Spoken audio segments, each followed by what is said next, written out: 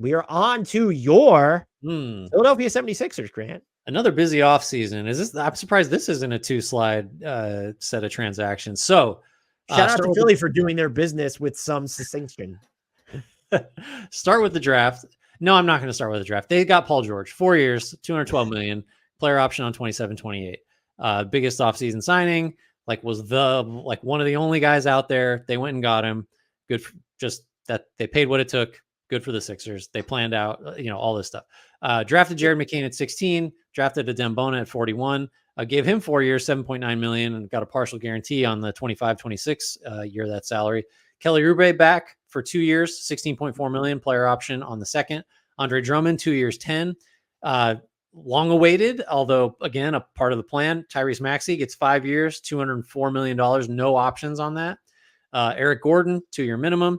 Got Caleb Martin for a steal, 4 years, $35 million.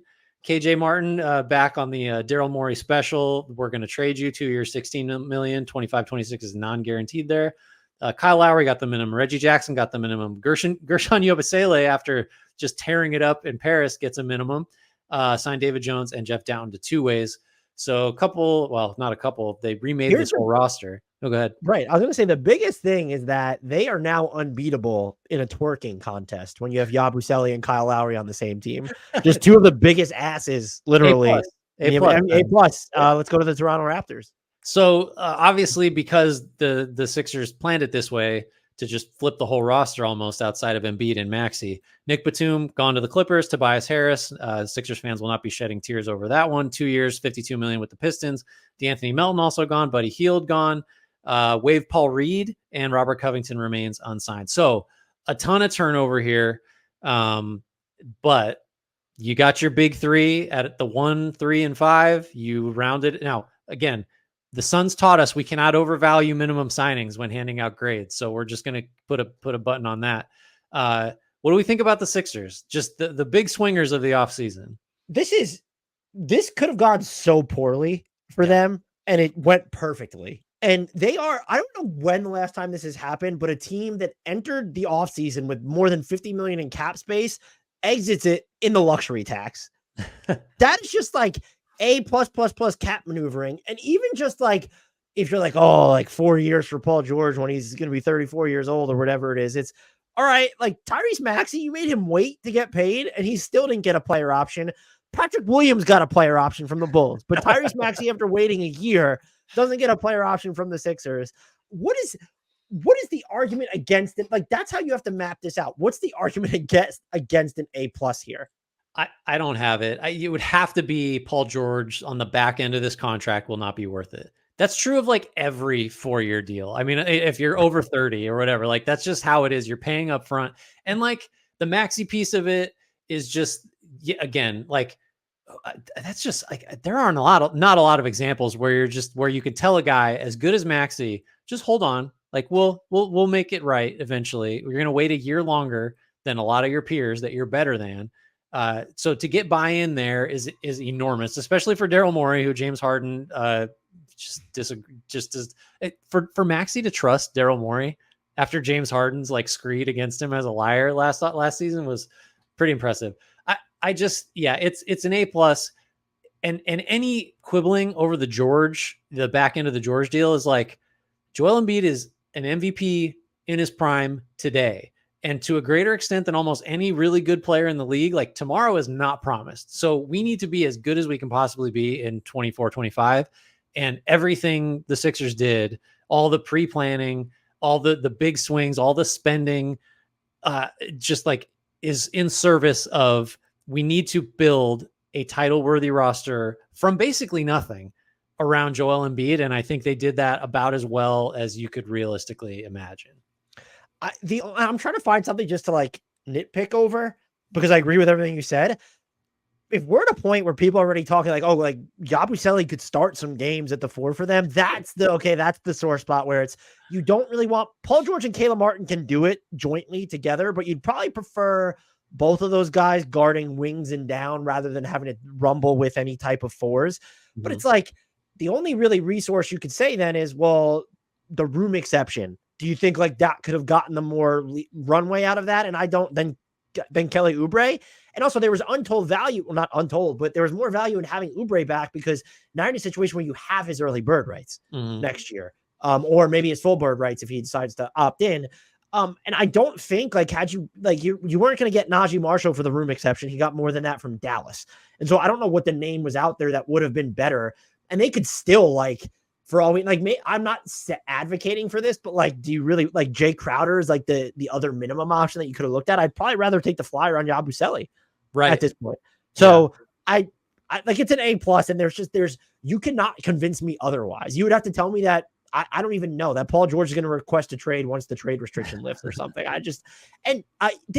You mentioned this already, but the fact that Tyrese Maxey was just on board amid James Harden calling the front office liars and cheaters and stealers and ass fucks or whatever they were.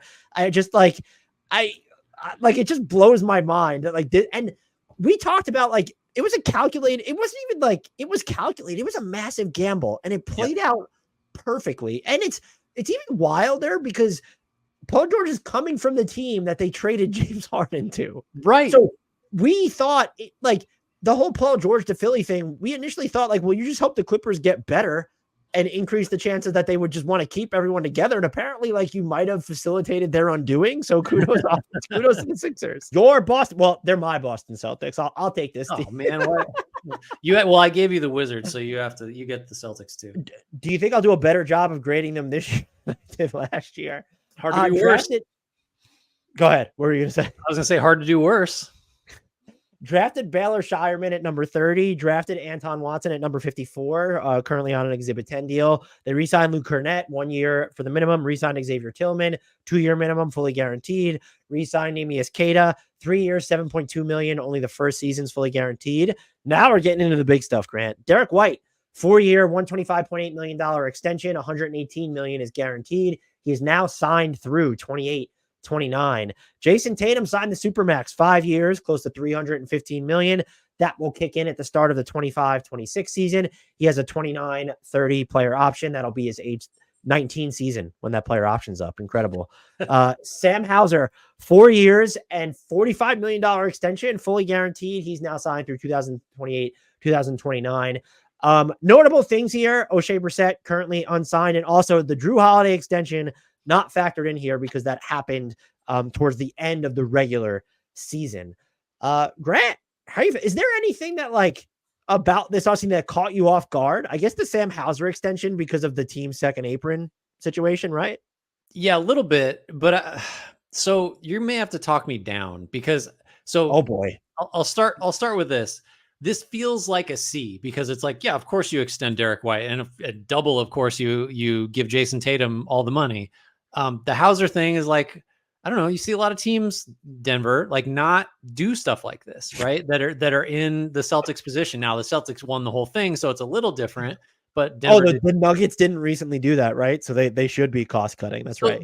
You can see where I'm going, right? It seems like this is all these are all easy decisions. Well, what else were they going to do? You bring back 3 centers, 2 at the minimum, 1 for a non-guarantee on the which you do year. By the way, because Kristaps is going to be out probably until 2025, and Al Horford is 90.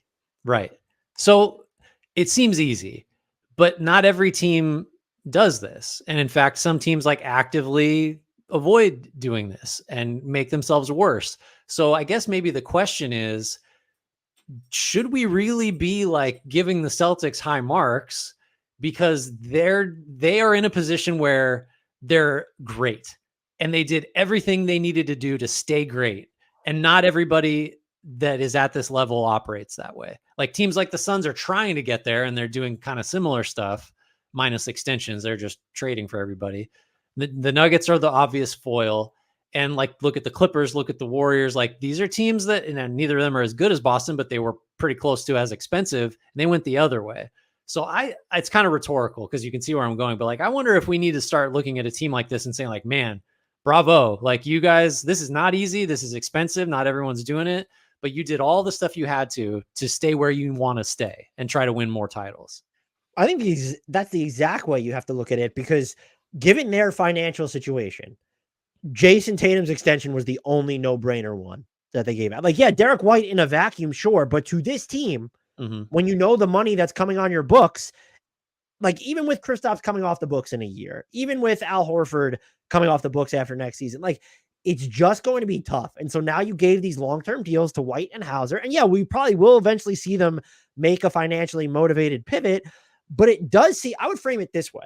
It does seem like they're willing to pay through the teeth to keep this exact core together for at least another 2 seasons. Mm-hmm. That is, we couldn't say that about the Denver Nuggets after they won the title. Like they're on that same timeline and they let KCP go.